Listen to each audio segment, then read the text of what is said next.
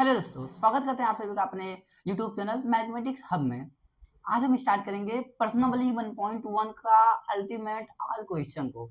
अभी तक हमने 4 से 5 क्लास लिया है दोस्त, और इसमें सारी बेसिक जितनी चीजें हमारे पर्सनली 1.1 के लिए रिक्वायरमेंट की सब हमने बता दिया है। विभाज्यता के नियम, एलसीएम एचसीएफ क्या है उसके बेसिक बता दिए हैं। साथ ही साथ संख्या पद्धति के बारे में भी मैंने डिस्कस किया है, सारी चीजें उसके टाइप्स को क्लियर कर दिया है। अगर अभी तक आपने उन वीडियो को नहीं देखा है तो सबसे पहले उन्हें देखिएगा दोस्त। आपके सारे फंडामेंटल पर में, आधारभूत पर में क्या है, गणित के सारे फंडामेंटल क्या होंगे, ऑन द स्पॉट क्लियर हो जाएंगे। उसके बाद फिर इस सेशन को स्टार्ट करिएगा। आज हम स्टार्ट करेंगे पर्सनली 1.1 के सारे क्वेश्चन को, सब क्वेश्चन को हम क्लियर करेंगे। और यकीन मानिए जिन्होंने चारों क्लास देख ली होगी ना, ये सारे क्वेश्चन तो उसके लिए क्या है, हलवा है। देखते हैं उसका आंसर बताएंगे, उनसे सॉल्व कर देंगे। तो चलिए स्टार्ट करते हैं। देखिए एक्सरसाइज 1.1 का पहला क्वेश्चन क्या है कि निम्नलिखित संख्याओं को अभाज्य गुणनखंडों के गुणनफल के रूप में लिखिए। क्या बोला क्वेश्चन, आपको बस सिंपल सा बोला है कि भाई अभाज्य गुणनखंडों के गुणनफल के रूप में लिखना है, यानी अभाज्य गुणनखंड करना है और उनके गुणनफल के रूप में प्रत्येक संख्या को लिख देना है। मैंने आपको अभाज्य गुणनखंड कैसे फाइंड करते हैं ये चीजें मैंने क्लियर की थी। साथ ही साथ मैंने ये भी बताया था कि देखिए भाज्य संख्या क्या है, अभाज्य संख्या का बेसिकली उन्हीं का इसमें ज्यादा रोल है, ज्यादा इंपॉर्टेंट है। चलिए सेशन को स्टार्ट करते हैं। सबसे पहला क्वेश्चन हमारा है 140। चलिए हल करते हैं। देखिए कैसे हल करेंगे, ध्यान से समझिएगा। 140 है, 140 लिखा हुआ है। इसको हमें किस में तोड़ना है, अभाज्य गुणनखंड के गुणनफल के रूप में लिखना है। तो सबसे पहले हम इसका क्या करेंगे, अभाज्य गुणनखंड निकालेंगे। अभाज्य गुणनखंड कैसे निकालते हैं आप लोगों को मैंने बताया ही है। सबसे पहले दोनों तरफ से लाइन खींच लेंगे। अब इसको हम प्रत्येक संख्या से क्या देंगे, भाग देना स्टार्ट करेंगे। किससे, देखिए जो अभाज्य संख्या होती है हम उससे भाग देते हैं। कौन कौन सी अभाज्य संख्या होती है मैं साइड में लिख दे रहा हूँ, आप याद रखिएगा। देखिए जो हमारी 2 हो गई, 3, 4, सॉरी 4 नहीं, 5, 7, 11, 13, 17, ये सब ऐसी संख्या है या तो ये स्वयं से कटेंगी या फिर एक से कटेंगी, उन्हें हम अभाज्य संख्या कहते हैं। तो इस प्रकार जो भी संख्या होती है उसे अभाज्य संख्या से भाग देते हैं। सबसे पहले सबसे छोटी संख्या होती है, रूल यही कहता है कि आपको इधर से स्टार्ट करना है और फिर बढ़ते हुए जाना है, ठीक है। तो सबसे पहले हम 2 से काटेंगे, 2 से।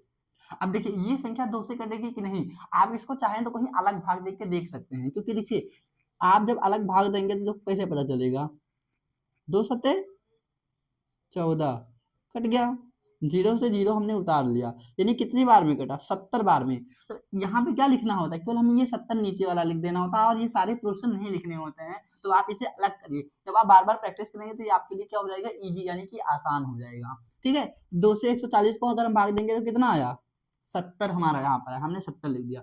अब देखिए क्या 70 2 से कटेगा, हाँ।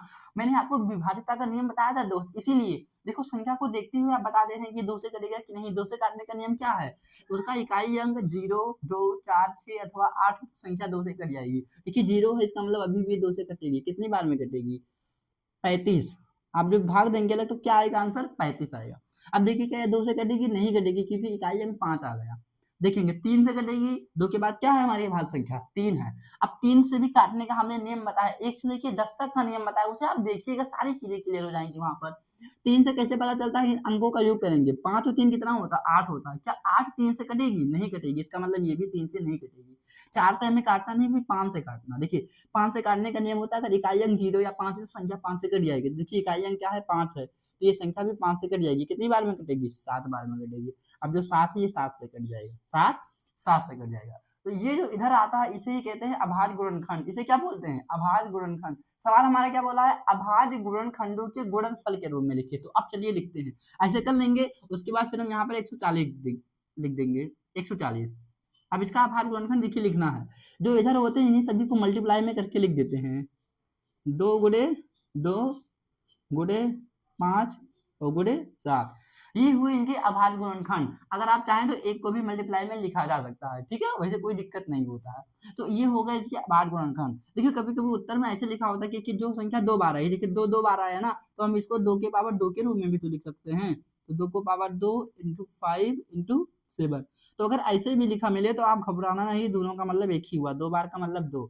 ये होता है इसका अभाज्य गुणनखंड। बात मेरी क्लियर हुई, आई थिंक, आई होप आपको ये सवाल सॉल्व करना आ गया होगा। ऐसे प्रकार सारे क्वेश्चनों को सॉल्व करना है और हम सॉल्व करके दिखा दे रहे हैं। जैसे हमें सॉल्व करना है 156, कितना सॉल्व करना है, 156 को।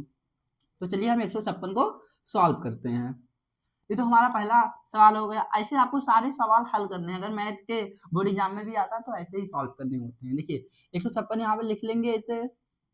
सबसे पहले इनको आभार गुणनखंड के रूप में पहले इनका आभार गुणनखंड निकालेंगे। सबसे पहले 2 से करेंगे, 2 से कट जाएगा, कितनी बार में जाएगा, 2 सत्ते 14 और 2 8 16, 78 बार में जाएगा। ऐसे ना जान पाए आप तो अलग से भाग देकर आप यहाँ पर आंसर लिख लिया करिएगा, ठीक है।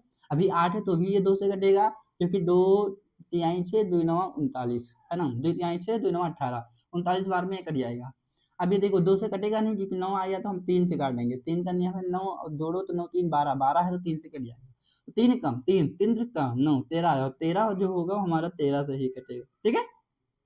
चलिए अब इसको आभार गुणनखंड के रूप में लिखेंगे तो क्या होगा, देखिए 156 का जब आभार गुणनखंड हम लिखेंगे तो इसका जो आएगा, तो देखिए 2 है 2 बार है, 2 गुणे 2 गुणे 3 और गुणे 13, वही चीज ये 2 बार है तो आप इसको कैसे लिख सकते हैं, 2 की पावर 2 मल्टीप्लाई बाई 3 इंटू 13, ठीक है।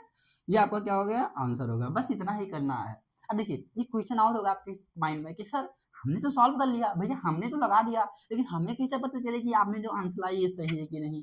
हो सकता है आंसर गलत है, तो मैं आपको जांच करना भी सिखा दे रहा हूँ। आप बिना उत्तर देखे हुए आप इस बात की भी पुष्टि कर लेंगे कि ये जो आंसर आया ये सही है कि नहीं। कुछ नहीं करना, बस इन सभी को मल्टीप्लाई कर लेना है। अगर मल्टीप्लाई यानी सभी का गुणा अगर 40 आया 140, तो मतलब समझ लीजिए आपका आंसर सही है। अगर आप इनका मल्टीप्लाई करते हैं और ये 156 आता है तो समझ लीजिए सही है। देखिए अगर आप मल्टीप्लाई करते भी हैं, 2 को 2 से गुणा करेंगे कितना आएगा, 4 आएगा, गुणे 5 को 7 से करेंगे 35 आया, ठीक। अब 4 को 35 से गुणा करिए, 4 पंचे 20, कितना कैरी आया 2, और 4 3 12 और 2 14, देखिए 140 आया। इनको हल करके 140 आ गए, उत्तर सही है। इसी प्रकार आप जब इनको भी हल करिएगा तो 156 आ जाएगा, क्लियर। चलिए ठीक है, अब हम बढ़ते हैं तीसरे की तरफ। तीसरा जो हमारा क्या है, तीसरा हमारा है 3825, कितना है 3825। हमें इसका सॉल्व करना है, चलिए इसको समझ लेते हैं कैसे सॉल्व होगा।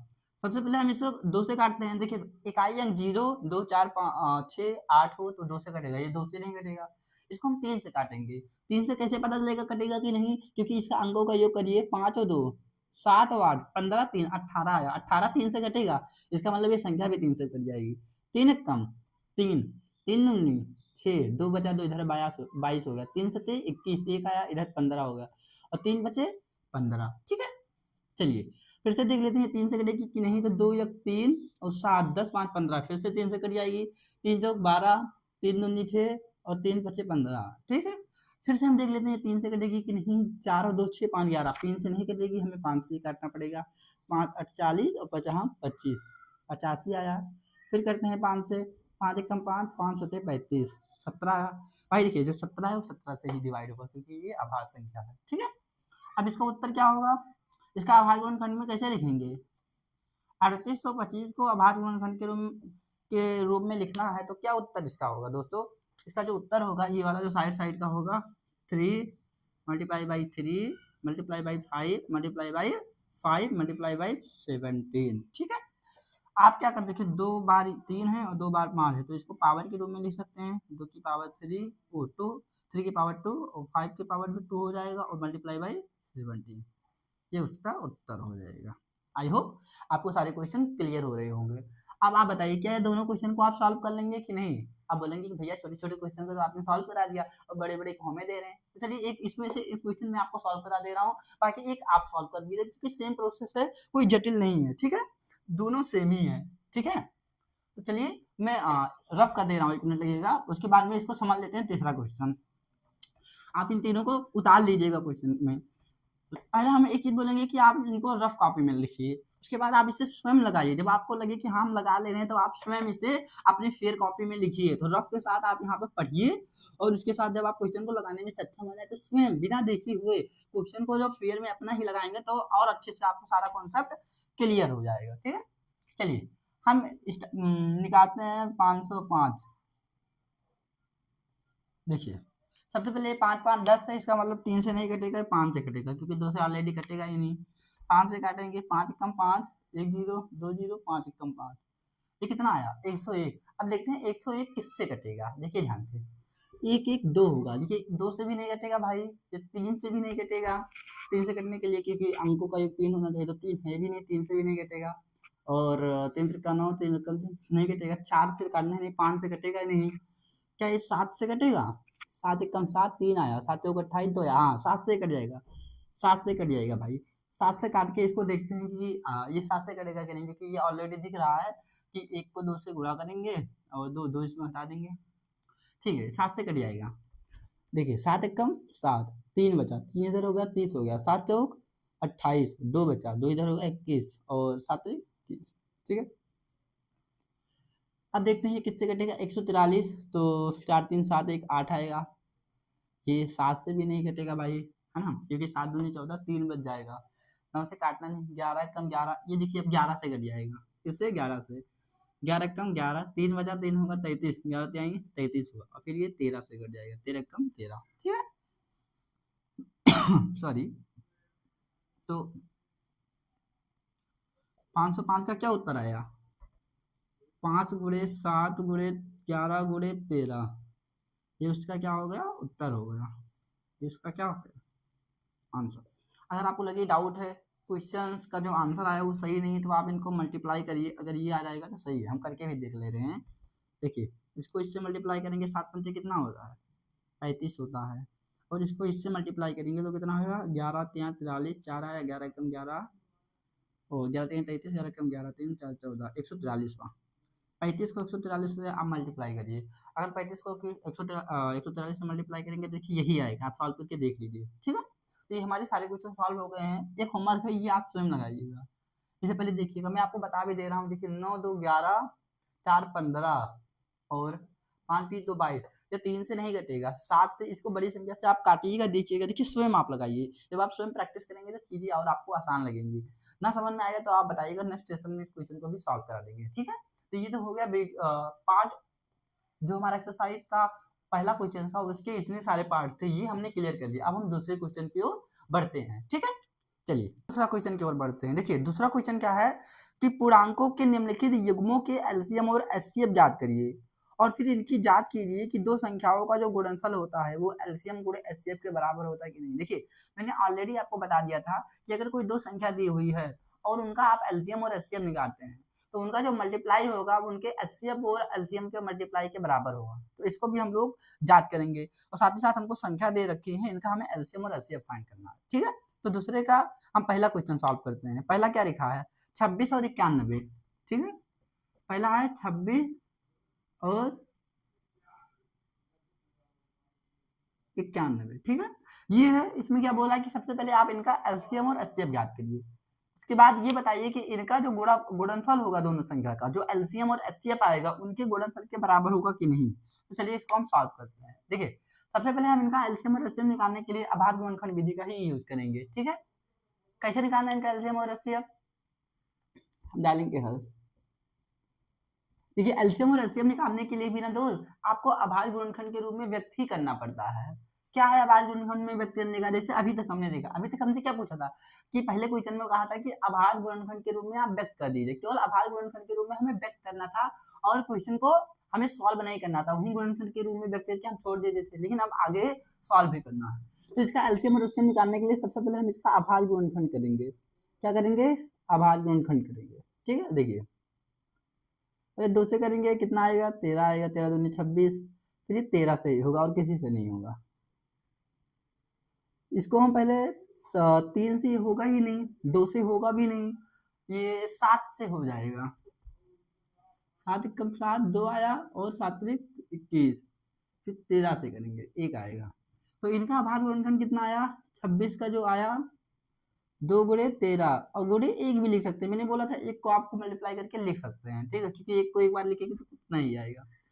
फिर आएगा 91, इसका होगा 7 गुणे 13 गुणे 1, ठीक है। अब हमें निकालना है एलसीएम और एचसीएफ, एलसीएम और एचसीएफ निकालना है, कैसे निकालेंगे एलसीएम और एचसीएफ निकालने का, देखिए क्या होता है, सबसे पहले देखिए इन दोनों में कॉमन क्या है, आपको कॉमन केवल 1 दिख रहा है, क्या दिख रहा है दोस्त 1 दिख रहा है, तो जो कॉमन दिखता है और क्या है और 13 भी है, देखिए 13 भी दिख रहा है, तो जो कॉमन होता है वही उसका एचसीएफ हो जाता है। देखिए 13 एक है 13 एक, यहाँ पर मल्टीप्लाई में 13 और 1 लिख देंगे और इसको हल करेंगे कितना आएगा 13, यही इसका एचसीएफ हो गया।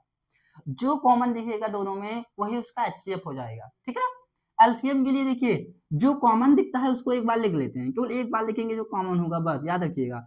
जो दोनों में होगा उसे एक बार लिखेंगे, बाकी का जो बचा रहेगा उनको भी यहाँ मल्टीप्लाई में लिखेंगे। एचसीएफ निकालने के लिए यही करते हैं कि भैया जो कॉमन है उसको एक बार लिख लो, कॉमन के बाद तो बच रहा है दोनों में उसको भी गुणा करके लिख लो। अब इसको सॉल्व कर लेंगे, 13 का नाम 13 आया और 7 दूनी 14 आया, यानी 13 गुणे 14। आप इससे सॉल्व करिए, 14 14 26 14 42, 4 आया हाथ में 4, 14 का नाम 14 और 4 18, कितना है 182। 182 क्या आया इसका एलसीएम आया। अगर आप इसे मल्टीप्लाई करेंगे तो देख भी लीजिए 91 दूना 2 कितना होता है 9 18, ठीक है 182। तो ये इसका एलसीएम होगा, ये इसका एचसीएफ होगा। ठीक है, तो पहला हमसे बोला था कि भाई इनका एलसीएम और एचसीएफ ज्ञात करिए, हमने एलसीएम और एचसीएफ ज्ञात किया। किस विधि का यूज किया है, अभाज्य गुणनखंड विधि। बोला है तो ठीक है, नहीं बोला तो भी इस विधि का यूज करके हम निकाल लेंगे। ठीक है, अब हमें और पूछा था कि आप ये बताइए कि दो संख्या का जो गुणनफल होगा वो एलसीएम और एचसीएफ के गुणनखंड के बराबर होगा कि नहीं। तो चलिए देखते हैं। दूसरा इसी में क्या बोला था कि दो संख्याओं का गुणनफल, दो संख्याओं का गुणनफल, ठीक है, दो संख्या का गुणनफल, ये आपको प्रूव करने के लिए बोला कि भैया ये प्रूव करिए, सिद्ध करिए गुणनफल क्या बराबर है उनके एलसीएम और एचसीएफ के। क्या उनके एलसीएम और एचसीएफ के बराबर है दो संख्याओं का गुणनफल। तो दो संख्या कितनी है 26 है और 91 है। ठीक है, एलसीएम एचसीएफ कितना है 13 है, एलसीएम कितना है 182। इनको गुणा करिए, इनको गुणा करिए, देखिए बराबर आता है कि नहीं आता। तो चलिए हम गुणा करके देख लेते हैं। 26 कन्नम 26, हाथ में आया 2 और 26 नवैया कितना होता है 25 नवाइम 25 नवैया होता है 225। तो 26 नवैया जो होता है बाबू वो होगा 234। एक बार करके देख लेते हैं। 9 चौक 36, 3 आया, 9 का 18, 2 20 21, 9 चौक 36, 26 का नाम 26 और 9 छक 54, 9 छक 54, 5 आया और 9 का 18, 2 20 3 23, 234 और हाथ में पहले था 236। आप मल्टीप्लाई करिएगा तो जो आएगा इसका वो 236, ये इसका आया 2366। अब इस तरफ देख लेते हैं इनका मल्टीप्लाई करके। 13 दूनी 26, हाथ में आया 2, 13 छक 78, 13 सत्ते 91, 13 अट्ठे 104 और 2 106, हाथ में आया 10 और 13 का नाम 13 और 10 23। देखिए प्रूफ हो गया कि नहीं प्रूफ हो गया,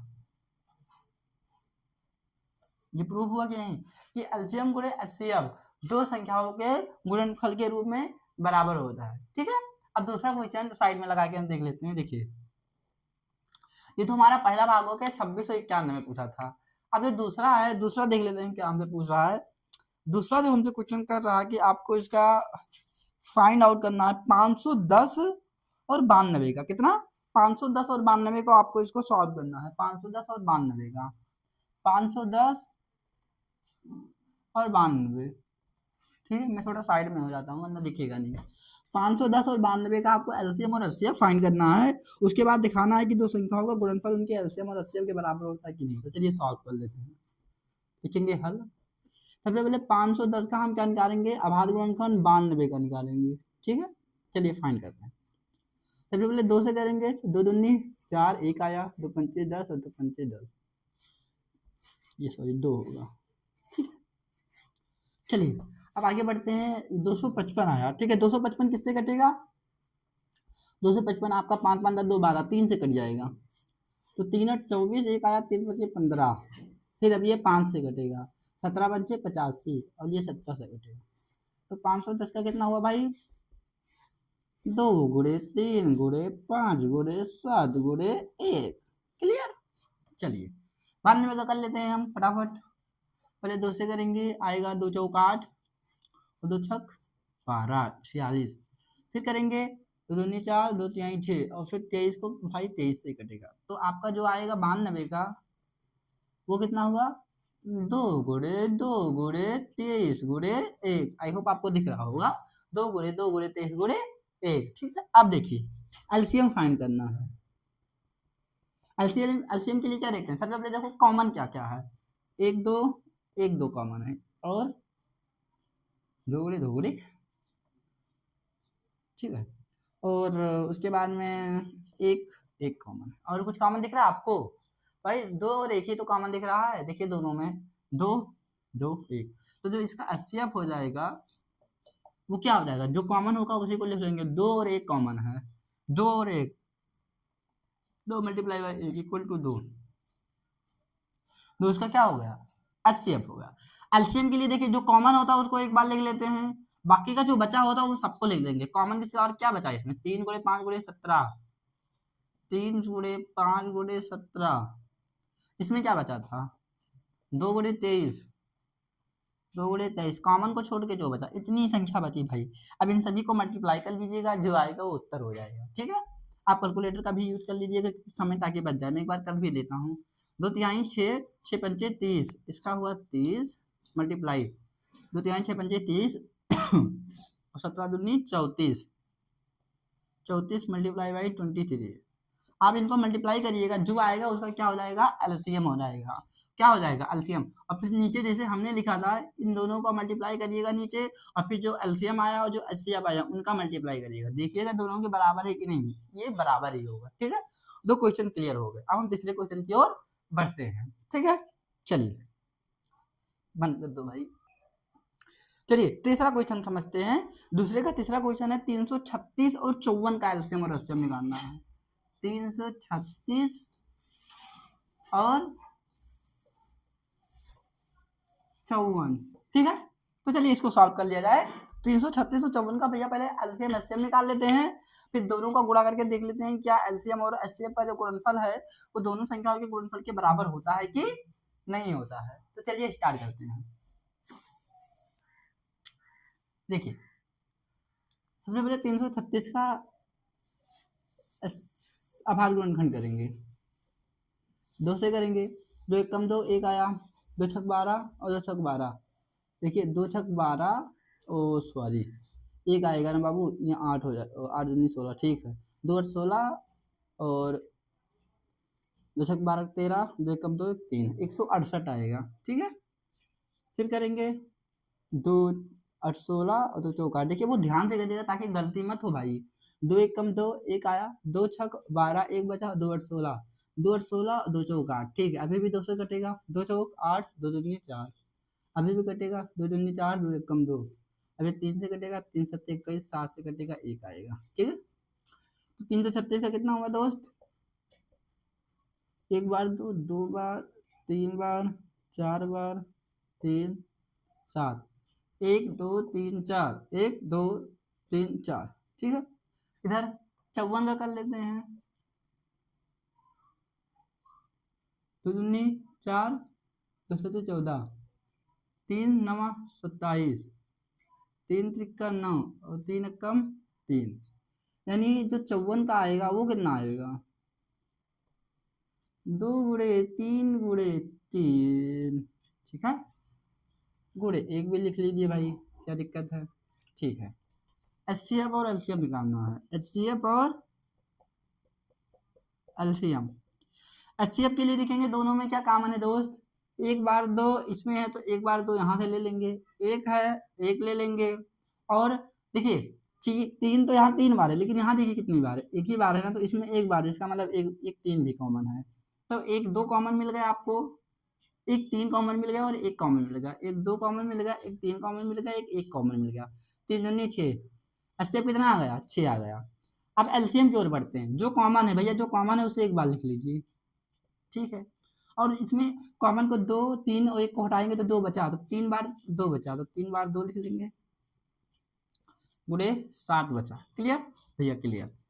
इसमें 2 3 और 1 को हटाएंगे तो क्या बचा 3 दोनों वाले, और एक चीज हाँ ठीक है, और कॉमन ही नहीं है, एक ही 3 कॉमन था ना, हाँ एक ही 3 कॉमन था, इनको मल्टीप्लाई करते हैं काफी बड़ा है ना, 2 तिहाई 6 एक कम एक ही हो जाएगा, तो दूनी 4 दूनी 8 हो जाएगा, और 3 का 9 सत्ते 63 हो जाएगा। मल्टीप्लाई कर लेंगे 8 छक। अच्छा चलिए पहले इनको इससे कर लेते हैं, ठीक है, इससे आसान हो जाएगा। 8 त्रिक 24, 2 आया, और 8 छक 48 और 2 50, 504 हुआ। मल्टीप्लाई करिए, 6 चौके 24 और 6 पंचे 30, 3024 इसका क्या आया एलसीएम, और 6 इसका एचसीएफ आया। अब देखिए दो संख्याओं का गुणनफल यानी 336 गुणे 54 क्या बराबर है उनके एलसीएम और एचसीएफ, एलसीएम गुणे एचसीएफ गुणे एलसीएम, ये क्या बराबर है? चलिए इसको भी हम एक बार मल्टीप्लाई करके देख लेते हैं। तो मल्टीप्लाई मेरे पास फ़ोन है, मैं फ़ोन से कर दे रहा हूँ, आप लोग प्रयास करिएगा है ना, कैलकुलेटर का यूज़ करके हम लोग थोड़ा जल्दी आप लोग स्वयं करिएगा, क्योंकि देखिए टाइम बचाने के लिए मैं यहाँ पर कैलकुलेटर का यूज़ कर दे रहा हूँ, वरना तो वीडियो जो होगी बहुत लंबी हो जाएगी। बाकी आप लोग से एक चीज़ बोलेंगे, आप स्वयं करिएगा तभी चीज़ें आपको क्लियर होंगी, ठीक है। कितना 336 मल्टीप्लाई बाई 54 आया भाई 1844, क्लियर। इसका देख लेते हैं 3024 मल्टीप्लाई बाई 6, ठीक है, 3024 मल्टीप्लाई बाई 6 144। देखिए दोनों का बराबर आया दोस्त, इसका मतलब क्या हुआ कि जो एलसीएम और एचसीएफ इनका जो है उनका गुणनफल, और इनका गुणनफल क्या होता है बराबर होता है, और आपका एचसीएफ 6 हो गया, एलसीएम 3024 हो गया। तो इस प्रकार आल क्वेश्चन को आपको सॉल्व करना है, ठीक है। तो ये 2 के 3 क्वेश्चन थे, ठीक है, तो तीनों क्वेश्चन को हमने क्या किया सॉल्व कर लिया। अब हम तीसरे क्वेश्चन की ओर बढ़ते हैं। तीसरा क्वेश्चन क्या है कि अभाज्य गुणनखंड विधि के द्वारा निम्नलिखित पूर्णांकों के एलसीएम और एचसीएफ ज्ञात करिए। अभाज्य गुणनखंड विधि, ये जो हम सॉल्व कर रहे हैं ये एक्चुअली में अभाज्य गुणनखंड विधि ही है, इसी का यूज करके हमको एलसीएम और एचसीएफ निकालना। देखिए 3 क्वेश्चन दिए हुए हैं, मैं एक क्वेश्चन बता दे रहा हूँ, बाकी का 2 आप लगाइएगा, इजी है, लग जाएंगे। तो तीसरा का पहला देखिए 12 है, 15 है और 21 है, क्या है 12 है, 15 और 21 है, इनका हम सॉल्व कर लेते हैं 12, 15 और 21 का, और बाकी 2 को आप सॉल्व कर लीजिएगा, ठीक है। चलिए इनको हम सॉल्व कर लेते हैं 12, 15 और 21 का, बाकी का आप करिएगा, ठीक है, क्योंकि देखिए इजी है, सेम ही है, तो आई थिंक आप लगा ही लेंगे। अब इतना कमजोर अपने आप को थोड़ी ना समझिए दोस्त कि नहीं लगा पाएंगे, है ना। अगर मैं आपको पढ़ा रहा हूँ और उसके बाद क्वेश्चन नहीं सॉल्व कर पा रहे हैं तो फिर मेरे पढ़ाने का कोई मतलब ही नहीं हुआ। ध्यान से देखिए क्वेश्चन है 12, 15, 21, 12, 15, 21, आपको इनको सॉल्व करना है। अभाज्य गुणनखंड विधि के द्वारा एलसीएम और एचसीएफ कैसे लगाना, सीधा लिखना है। देखिए 12 का लिखेंगे करेंगे, 15 का और 21 का, 12 का करेंगे, 2 छक 12, 2 तिहाई 6, 3 एक कम 3, 12 का कितना आया 2 गुणे 2 गुणे 3 गुणे 1, ठीक ठीक। इसी प्रकार 15 का कर लेते हैं इधर, 3 बचे 15 क्योंकि 2 से घटेगा नहीं, 5 एक कम 5, 15 का कितना आया दोस्त 3 गुणे 5 गुणे 1, और 21 का कर लेते हैं, 2 से कटेगा नहीं, 3 से कटेगा, मैंने साथ विभाजन का नियम बताया, आप देख लीजिए फटाफट ऐसे पता लगा लेंगे आप कटेगा कि नहीं कटेगा। और 7 से 21, 3 गुणे 7 गुणे 1, ठीक है। अब निकालते हैं इनका एलसीएम और एचसीएफ।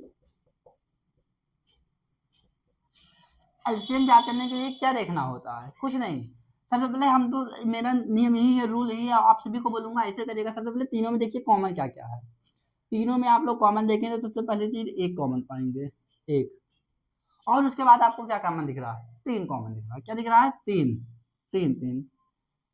तो जो कॉमन दिखता है एलसीएम का क्या होता है भैया, जो कॉमन है उसको एक बार लिख लेते हैं, जो कॉमन है उसे एक बार लिख लेंगे, उसके बाद बाकी जो बचता है उसको हम क्या करते हैं दोबारा लिख लेते हैं। देखिए यहाँ पर 2 2 चक्कर बच गया, दोनों बार लिख लेंगे, क्योंकि और 2 किसी में नहीं है। यहाँ 5 बच गया, 5 को लिख लेंगे, और यहाँ 7 बच गया तो 7 को लिख लेंगे, ठीक है। मल्टीप्लाई कर देते हैं, 3 कम 3, 2 दूनी 4 और 3 12, देखिए 3 दूनी 6 दूनी 12 और 7 पंचे 35, ठीक है, 12 पंचे 60, 6 आया, 12 12 30 12 3 3600 6 42 420 इसका क्या है एलसीएम। एचसीएफ का क्या है जो कॉमन है उसी को लिख लेंगे। अब भाई इसका क्या हो जाएगा एचसीएफ। तो 420 इसका क्या हो गया एलसीएम हो गया और एचसीएफ क्या हो गया 3 हो गया। ठीक है तो मैंने क्वेश्चन को सॉल्व करा दिया है। बाकी का जो क्वेश्चन है वो आप सॉल्व करिएगा। और अब आगे बढ़ते हैं हम क्वेश्चन की तरफ। ठीक है तब तक हम इसको रफ कर दे रहे हैं और नेक्स्ट क्वेश्चन की ओर बढ़ते हैं। ठीक है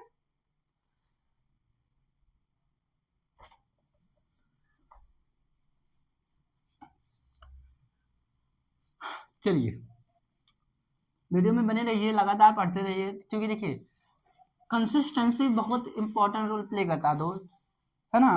काफी 20-25 मिनट हो गया मुझे बोलते हुए। मुझे भी बहुत गर्मी लग रही है और प्यास लगी है लेकिन मुझे पता है कि यार कंसिस्टेंसी मेहनत करना बहुत जरूरी है। अगर मैं आपके साथ कर रहा हूँ तो आप भी मेरे साथ मेहनत करिए और बने रहिए वीडियो में। मैं आपको यकीन बता रहा हूँ कि आप अपनी क्लास में ऐसे बच्चे होंगे ना कि ऐसे बुक मैथ का बुक 10th का ऐसे दे देंगे किसी को और बोलेंगे भाई जहाँ से पूछना हो पूछ लो।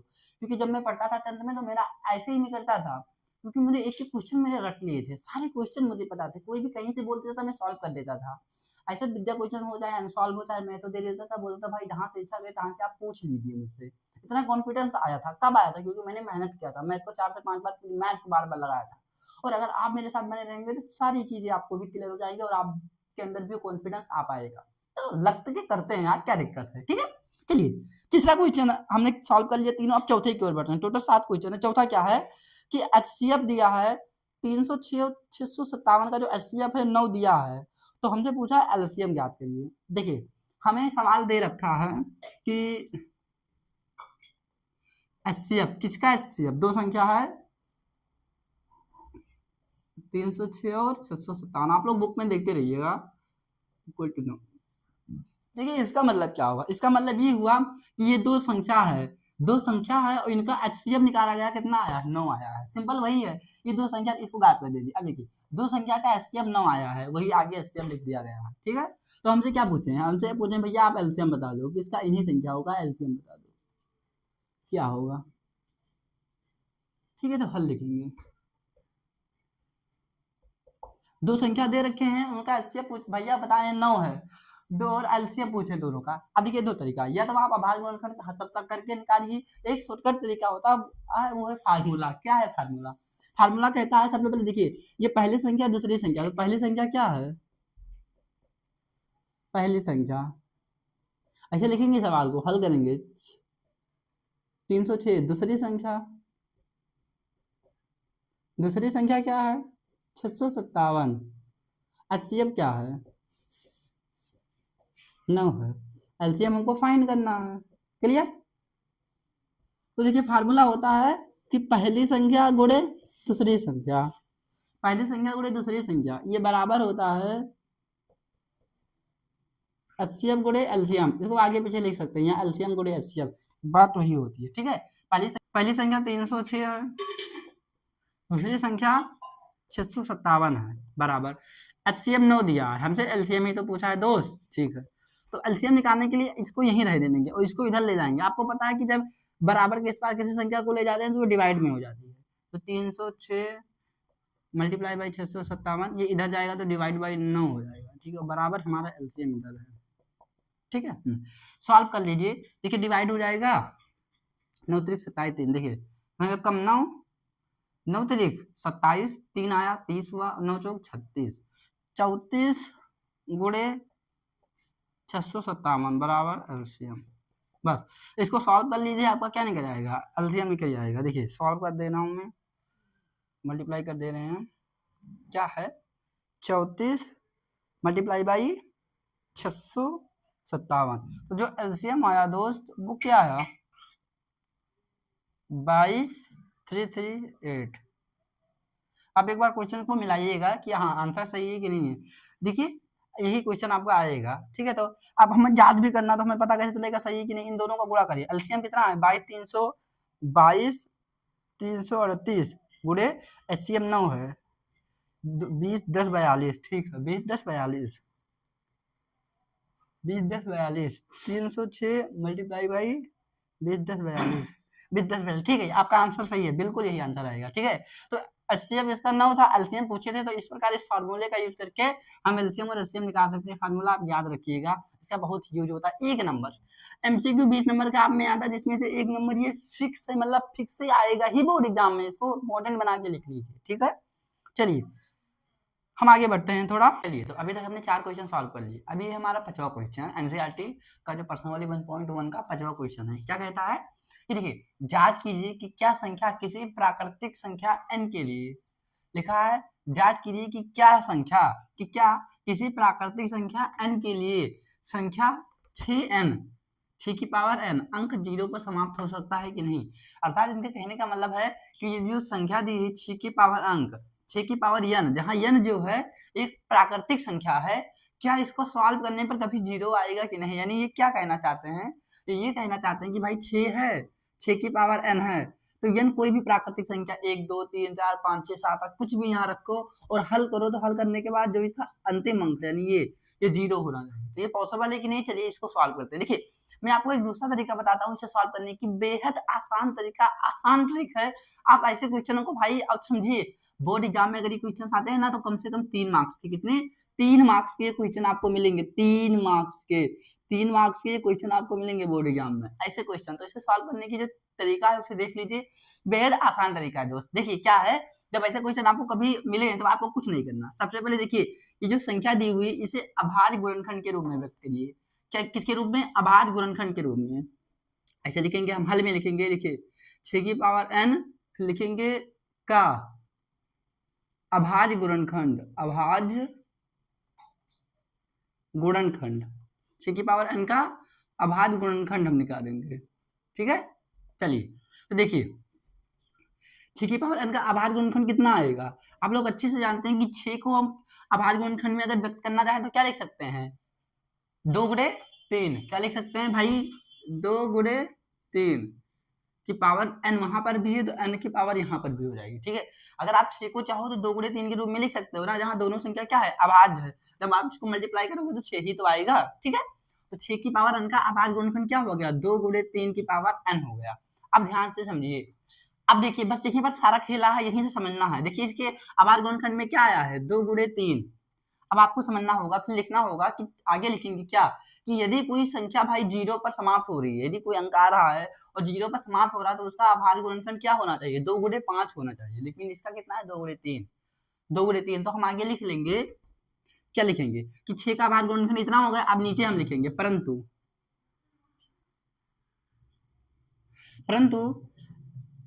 0 पर समाप्त होने वाले अंक का अभाज्य गुणनखंड, परंतु 0 पर समाप्त होने वाले संख्या का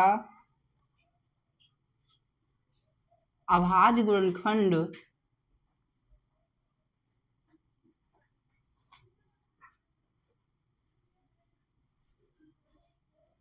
2 गुणे 5। याद रखिए, ये नियम हर जगह याद करके रखिए कि अगर कोई भी संख्या है उसका अंतिम अंक अगर 0 आएगा तो उसका जो अभाज्य गुणनखंड होगा बस यही होगा, 2 गुणे 5, ठीक है। तो परंतु 0 पर समाप्त होने वाली संख्या का अभाज्य गुणनखंड 2 गुणे 5 के रूप में होता है, 2 गुणे 5 के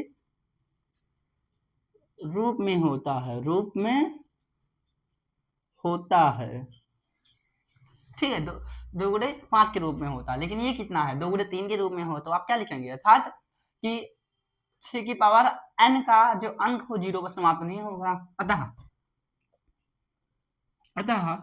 6 की पावर n का अंक 0 पर समाप्त नहीं होगा, 0 पर समाप्त नहीं होगा। आई होप आपको क्लियर हो गया होगा। सिंपल सा क्वेश्चन है कि नहीं भाई, आसान है कि नहीं। हमने सवाल यही पूछा था कि भैया हमें ये बताइए कि 6 की पावर n है, इसका जो अंतिम अंक होगा 0 पर आएगा कि नहीं आएगा। तो हमने कहा ठीक है भैया, सबसे पहले हम इसका अभाज्य गुणनखंड देखे, हमने अभाज्य गुणनखंड में देखा 2 गुणे 3 आया। लेकिन ये बात आप याद रखिए कि अगर 0 पर समाप्त होना तो उसका अभाज्य गुणनखंड 2 गुणे 5 के रूप में होना चाहिए, लेकिन ये किसके रूप में, 2 गुणे 3 के रूप में होगी। अर्थात 6 की पावर जो n का अंक 0 पर समाप्त नहीं होगा। सिंपल सा है भाई, ऐसे आपको सॉल्व करना है। ये तो हो गया 5 क्वेश्चन। अब हम 6वें क्वेश्चन की ओर बढ़ते हैं, ठीक है। सबसे पहले इसको इरेज कर रहा हूँ, ठीक है। 5 क्वेश्चन सॉल्व हो गए। अब 6वां क्वेश्चन है, ध्यान से दीजिए, लिखिएगा, सुनिए पहले आप लोग, बुक में आप लोग देखिएगा।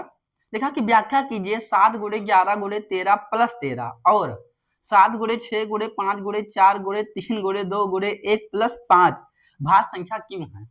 भाज्य संख्या क्यों है? मैंने स्टार्टिंग में भी संख्या पद्धति बताई, उसमें भाज्य और भाज्य संख्या पर बहुत जोर दिया है। पर्सनली 1.1 पूरा भाज्य भाज्य पर आधारित है, 1.2 होगा परमेय परमेय पर आधारित है। मैंने ऑलरेडी बता दिया, क्लास 2 को, वीडियो 2 को आप जरूर देखिएगा दोस्त, चीजें बेहतरीन रूप में क्लियर होंगी। ये क्वेश्चन एक सवाल दे दिया है, सवाल क्या पहले हम व्हाइट बोर्ड पर लिख लेते हैं, उसके बाद समझते हैं कि इसको सॉल्व कैसे करना। और ये तो और इजी है, आप तो देखते बता देंगे। देखिए क्वेश्चन कुछ ये है, हमसे पूछ के रखा है कि 6वां क्वेश्चन हम लोग लगा रहे हैं, क्या है, बोला कि भैया 7 गुणे 11 गुणे 13 प्लस 13 और 7 गुणे 6 गुणे 5, 7 गुणे 6 गुणे 5 गुणे 4 गुणे 3 गुणे 2 गुणे 1 और प्लस 5। आप लोगों को दिख रहा है कि नहीं दिख रहा है? दिख रहा है ना? ठीक है, चलिए 7 गुणे 6 गुणे 5 गुणे 4 गुणे 3 गुणे 2 गुणे 1 प्लस 5। ये पूछ रहे हैं भाज्य क्यों है? भाज्य हमसे कारण पूछे बाबू कि ये इनको पता है कि ये भाज्य है, भाज्य क्यों है, बस हमसे पूछ ही रहे हैं कि आप बताइए कि ये भाज्य क्यों है, इसे भाज्य की श्रेणी में क्यों। ये बोल रहे हैं कि ये भी भाज्य है और ये भी भाज्य, तो हमसे कारण पूछ रहे हैं कि भाज्य क्यों है, आपको ये बताना है। ठीक है, चलिए हम समझ लेते हैं कि ये संख्या भाज्य क्यों। एक बार देख लेते हैं, 7 गुणे 11 गुणे 13 प्लस 3 ही है। ठीक है, 7 गुणे 6 गुणे 5 गुणे 4 गुणे 3 गुणे 2 गुणे 1 और प्लस में 5 है। ये आपको बताना है कि ये संख्या जो दी गई है ये भाज्य क्यों है। ठीक है, ठीक है, चलिए समझ लेते हैं। देखिए हाँ, तो कैसे सॉल्व करेंगे हम लोग, एक संख्या ये दे रखा है, एक संख्या ये, हमें बस ये बताना है कि भाज्य क्यों है। तो सबसे पहले आप ये समझिए कि भाज्य कहते किसे हैं। मैंने ऑलरेडी कई बार बताया है कि जिसके 2 फैक्टर होते हैं, जिसके 2 फैक्टर अर्थात 1 और 5 को छोड़कर, सॉरी 1 और स्वयं को छोड़कर अगर कोई और ऐसी संख्या जो उस संख्या को डिवाइड कर दे तो उसका एक दूसरा फैक्टर कहलाता है, और इस प्रकार वो जो संख्या होती है वो भाज्य कहलाती है। ठीक है, जैसे मैंने बोला 8, तो 8 भैया देखो 1 से भी डिवाइड हो सकता है, 2 से भी डिवाइड हो सकता है, 4 से भी डिवाइड हो सकता है और 8 से। तो देखिए 8 और 1 तो ही है, इसकी स्वयं, इसको छोड़ के देखिए और भी फैक्टर जिसके हैं, तो इसलिए भाज्य हो जाएगी। जिसकी अगर उसके 8 और 1 ही होते तब ये अभाज्य हो जाती। क्लियर? तो ऐसी संख्या को भाज्य कहते हैं, और जो ऐसी श्रेणी में नहीं आती हैं उन्हें सिंपल क्या बोलते हैं भाई? अभाज्य बोलते हैं। तो चलिए हम सॉल्व कर लेते हैं। देखिए हमें बस यही तो दिखाना कि हाँ भैया इसके 2 से ज्यादा फैक्टर्स हैं। अगर इसके हमें ये समझ में आ गया, यानी हम ये दिखाने में सक्षम हो गए कि इसके 2 से ज्यादा फैक्टर हैं, तो ये भाज्य वाली श्रेणी में आ जाएगी। अगर 2 से ज्यादा फैक्टर नहीं हुए तो ये अभाज्य वाली श्रेणी में आ जाएगी।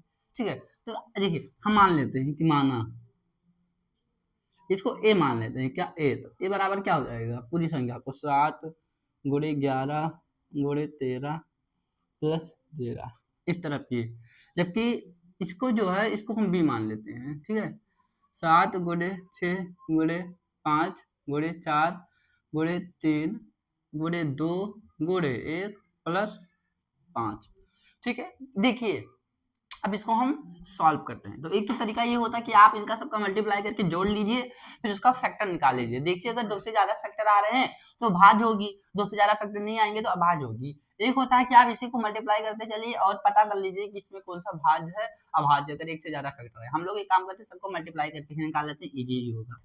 आप अगर इससे इसको मल्टीप्लाई करेंगे तो कितना आएगा, ए बराबर 11 सते 77 मल्टीप्लाई बाई 13 प्लस 13। ठीक है, अब देखिए एक तरीका और होता है निकालने का। देखिए जब कोई संख्या प्लस में, तो देखो इसको एक तरफ लेते हैं, इसको एक तरफ लेते हैं। अगर ऐसे भी आप लोग देखें, ऐसे ले सकते हैं, इन दोनों में आप कॉमन ले सकते हैं। किसको? 13 को कॉमन ले लीजिए, प्लस का तो बराबर का साइन है, 13 कॉमन हो जाएगी तो उसमें से 13 जाएगा तो यहाँ 77 बचेगा। ठीक है, और प्लस 1 बच जाएगा। कितना बच जाएगा? 1 बच जाएगा। देखिए आप लोग समझिए इस बात को कि जब प्लस का साइन लगा इधर कोई मल्टीप्लाई हो, तो अगर जो चीज यहाँ है वो चीज प्लस में, तो दोनों कॉमन चला जाएगा। क्योंकि अगर आप इसको सॉल्व करेंगे तो ये आएगा प्लस यही आ जाएगा। ठीक है, तो देखिए जिससे आसान हो, वरना हम लोग मल्टीप्लाई करते तो काफी बड़ा हो जाता। तो 13 और इसको हल करेंगे तो 77 ये क्या होगा 78, ब्रेकर हटा के 77 1 78 लिख दिए। 77 एक 78 लिख देंगे। अब आप देखिए 13 गुणे 78, अब आप देखिए इसके ज्यादा से फैक्टर किए जा सकते हैं, स्वयं इसका जो है एक से ज्यादा फैक्टर होगा। 13 गुणे 78, 78 का अगर आप लिखना चाहें तो भाई 2 से मल्टीप्लाई करके लिख सकते हैं, फिर 2 से ये डिवाइड हो जाएगा। ठीक है, इसका मतलब क्या हुआ कि देखिए इसके 2 से ज्यादा फैक्टर होंगे। क्या होंगे?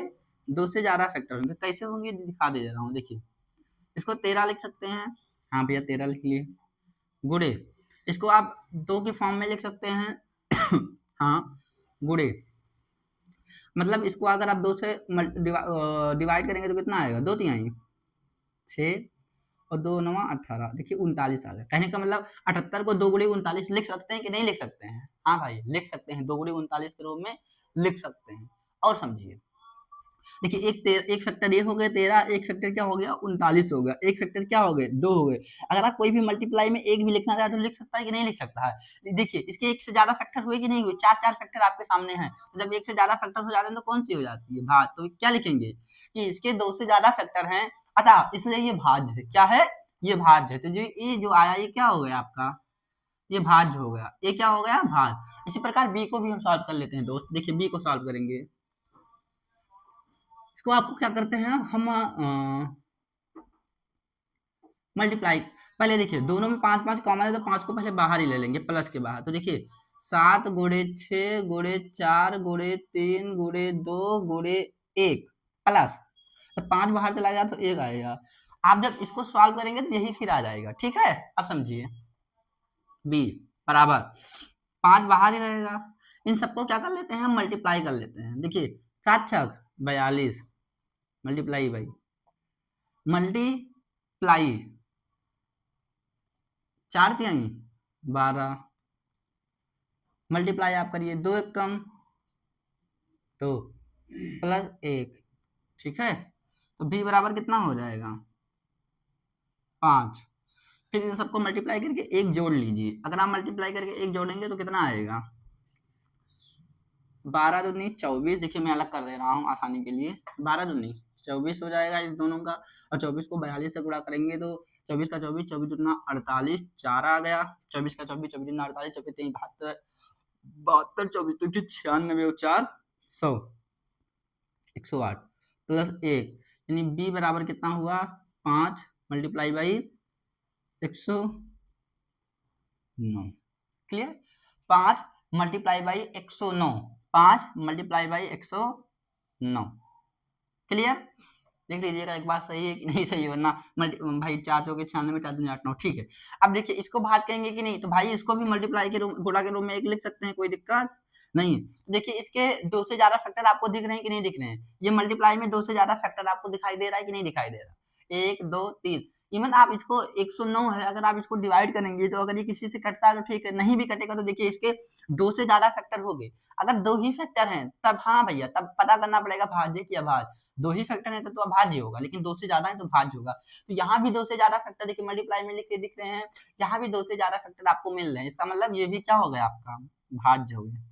तो इस प्रकार आपको सॉल्व करना, आप क्या बोलेंगे कि संख्या a और b के प्रत्येक के 2 से ज्यादा गुणनखंड उपस्थित हैं, अतः इस कारण ये तथा ये संख्या क्या है? भाज्य संख्या है। क्लियर? हमसे कारण पूछा था, हमने कारण बताया क्या? कारण क्या था कि भाज्य क्यों है, तो हमने क्या बताया? 2 से ज्यादा फैक्टर इसके भी हैं, 2 से ज्यादा फैक्टर इसके भी हैं, अतः इस कारण ये क्या हो गई? भाज्य हो गई। क्लियर?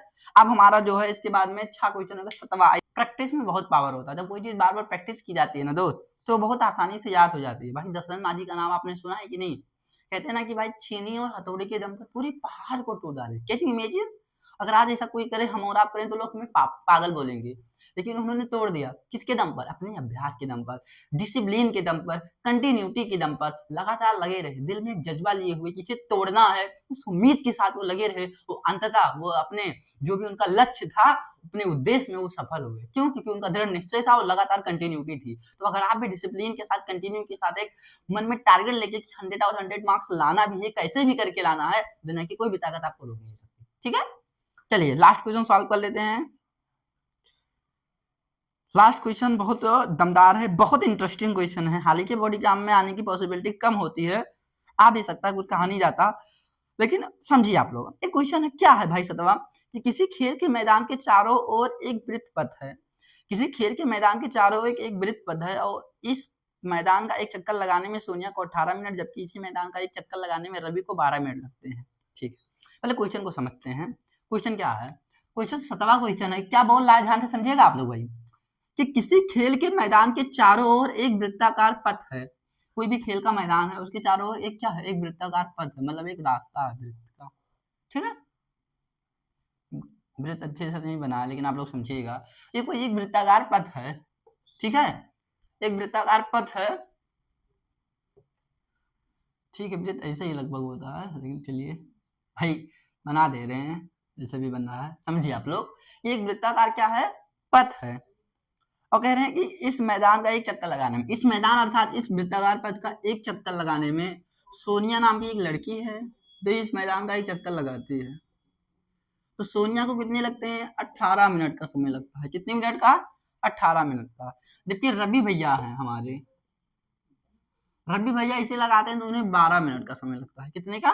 12 मिनट का। तो अब क्वेश्चन आपसे क्या पूछा है कि मान लीजिए भाई दोनों एक ही स्थान और एक ही समय पर चलना प्रारंभ करके एक ही दिशा में चलते हैं, तो कितने समय बाद में पुनः प्रारंभिक स्थान यानी जहां से उन्होंने स्टार्ट किया था उस स्थान पर वो लोग मिलेंगे। ठीक है, चलिए समझते हैं।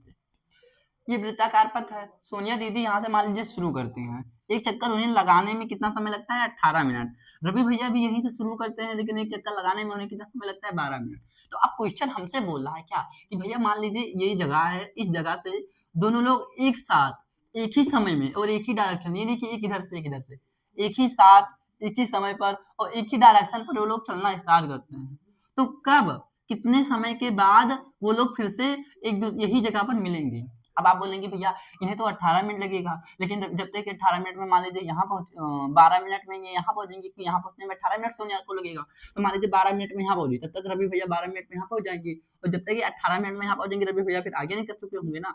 तो ये हो सकता है एक चक्कर में ना मिले, तो दूसरे चक्कर में हो सकता है मिल जाए, तीसरे चक्कर में मिल जाए, चौथे चक्कर में मिल जाए, किसी न किसी चक्कर में तो मिल जाएंगे ना। तो वही सवाल हमसे पूछता है कि भैया कब मिलेंगे, कितने समय के बाद। ये नहीं पूछा कितने चक्कर के बाद, वो चाहे जितने चक्कर में, लेकिन मैटर नहीं करता, मैटर करता कि कितने समय बाद पूरा मिलेंगे। यानी कम से कम वह कौन सा टाइम होगा, कम से कम, ज्यादा से ज्यादा नहीं, कम से कम वो कौन सा टाइम होगा, कितने घंटे के बाद या कितने मिनट के बाद वो लोग मिलेंगे। तो ऐसी स्थिति में क्या निकालते हैं? एलसीएम।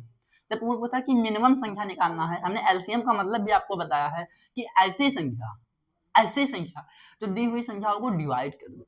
अर्थात 18 और 12 में कॉमन देखिए, 18 और 12 का देखिए कॉमन क्या होगा, 18 से 12 क्या कटेगा, ये दूसरे से नहीं कटेंगे, इसको 2 से गुणा करिए, 18 दूनी 36, देखिए 12 भी 36 को काटेगा, 18 भी 36 को काटेगा, तो इसका आंसर 36 ही आएगा। सॉल्व करके देखते हैं।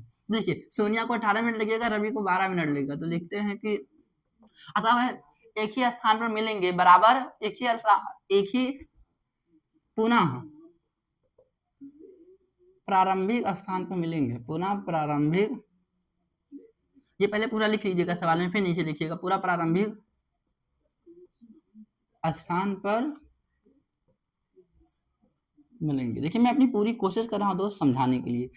पुनः पहले वाले स्थान पर कब मिलेंगे? एलसीएम किसके बराबर? 18 और 12 का। जो 12 और 18 का एलसीएम आएगा वही वो स्थान होगा, वही अर्थात वही वो समय होगा जिस पर ये इस स्थान पर दोबारा मिलेंगे। तो चलिए हम निकाल लेते हैं 18 और 12 का एलसीएम। साथ में भी आप लोग निकाल सकते हैं, जानते हैं नहीं निकालना। देखिए सबसे पहले 2 से करेंगे, तो 2 9 18, 2 6 12। अब ये तो 2 से नहीं कटेगा, लेकिन ये कटेगा, तो इसको ऐसे उतारेंगे, इसको काटेंगे। अब 2 से कोई नहीं कटेगा, 3 से करेंगे, 3 3 का 9, 3 1 3। अब फिर ये 3 से कट रहा है, 3 से करेंगे, जब तक एक एक नहीं आएगा कंटिन्यू करते रहेंगे। तो देखिए एलसीएम कितना आया? 18 और 12 का एलसीएम कितना हुआ भाई? 2 गुणे 2 गुणे 3 गुणे 3, ठीक है, 2 दूनी 4, 3 त्रिका 9, तो 9 चौक 36 मिनट, यानी वे पुनः 36 मिनट के बाद इस स्थान पर मिलेंगे। अर्थात मतलब क्या हुआ? मतलब ये हुआ कि देखिए इनको 18 मिनट लगता है, तो ये 18 मिनट जब तक घूमेंगे, 18 मिनट में जब तक यहाँ पहुंचेंगे, रवि भैया यहाँ पहुंच के फिर से वो आगे पहुंच चुके होंगे, है ना, क्योंकि भैया तो 12 मिनट में यहाँ पहुंच गए, फिर से आगे, फिर जब तक हो जाएंगे, फिर ये दूसरा चक्कर लगाएंगे, दूसरा चक्कर में जब ये यहाँ पहुंचेंगे तब तक रवि भैया 3 चक्कर लगा चुके होंगे। इसका मतलब क्या हुआ कि 36 मिनट के बाद सोनिया दीदी कितना चक्कर लगाएंगे? देखो एक चक्कर लगाने पर उन्हें 18 मिनट लगे, एक बार में 18 मिनट में यहाँ पहुंची। जब वो दूसरी चक्कर लगाएंगी तो फिर 18 मिनट होगा तब यहाँ पहुंचेंगी। यानी 36 मिनट के बाद, देखिए मैं समझा दे रहा हूँ क्वेश्चन मतलब क्या हुआ। 36 मिनट के बाद वो एक टोटल 2 चक्कर लगाएंगे, वो इसी स्थान पर होंगी 36वें मिनट में। टोटल 2 चक्कर लगेंगे, 18 एक बार में, फिर 18 एक बार में, यानी 36 मिनट में 2 चक्कर लगा और इस स्थान पे पहुंचेंगी। देखिए रवि भैया 12 मिनट में एक चक्कर लगा दिए, 12, फिर अगले 12 यानी 24 मिनट जब हुआ फिर 2 चक्कर लगा दिए, फिर 24 और फिर 12, अगले 36 मिनट में फिर, यानी रवि भैया भी 36 मिनट में यहाँ पहुंचेंगे, इसी यहीं पहुंचेंगे। लेकिन वो कितना, उनका 3 चक्कर हो चुका होगा, इनका 2 चक्कर हो चुका होगा। क्लियर हुई मेरी बात? सोनिया दीदी का 36 मिनट में 2 चक्कर हो चुका होगा, यहाँ पहुंचेंगे, जबकि रवि भैया 36 मिनट में उनका 3 चक्कर हो रहा होगा, वो यहाँ पहुंचेंगे। तो सवाल ही हमसे यही तो पूछा था कि दोबारा इस स्थान पर कब मिलेंगे, तो 36 मिनट के बाद दोनों लोग यहीं होंगे। हाँ, इनका 2 चक्कर होगा, इनका 3 चक्कर होगा। बात मेरी क्लियर हुई? जब मैं पढ़ता था तो ये मुझे समझ में नहीं आता था, लेकिन अब मैंने काफी एनालिसिस किया तो समझ में आया, हाँ कि चक्कर तो इनका 2 होगा, इनका 3 होगा, और 36 मिनट में दोनों लोग यहाँ खड़े होंगे। और यही क्वेश्चन आपसे पूछ रहा था कि ना कि पूछ रहा था कि कितने चक्कर में पहुंचेंगे, अभी तो कितना समय के बाद मिलेंगे, तो ये क्लियर होगा। चलिए, तो इस प्रकार मैंने सारा क्वेश्चन आपको क्लियर कर दिया है, पूरा पर्सनली 1.1 क्लियर हो गई है। ध्यान से देखिएगा, समझिएगा। अब नेक्स्ट सेक्शन में पर्सनली 1.2 जो कि सिद्ध करना है हमें, कि कैसे सिद्ध करेंगे कि भाई कोई भी अपर में संख्या है कि नहीं है। बाकी मेहनत करके कंटिन्यू पढ़ते रहिए दोस्त, और टारगेट एक ही है, 100 out 100। Thank you so much.